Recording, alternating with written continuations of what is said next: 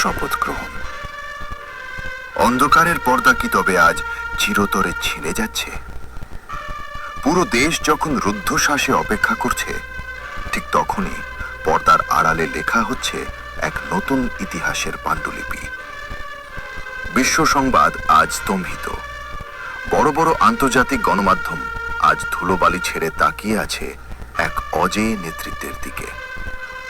তারা খুঁজছে সেই রহস্যের চাবিকাঠি, যা বদলে দেবে আগামীর মানচিত্র। জননেতা তারেক রহমান এখন কেবল একটি নাম নয়, বরং এক অদৃশ্য শক্তির রূপক।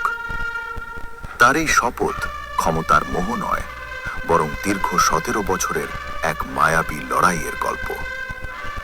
তিনি যখন বলবেন বিগ ব্যাক বাংলাদেশ, তখন মাটির নিচে ঘুমিয়ে থাকা স্বপ্নগুলো কি আবার জেগে উঠবে?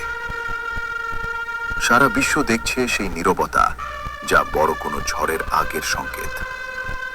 আজ বঙ্গভবন কেবল সাক্ষী নয়, আজ বঙ্গভবন নিজেই এক রহস্যের খনি।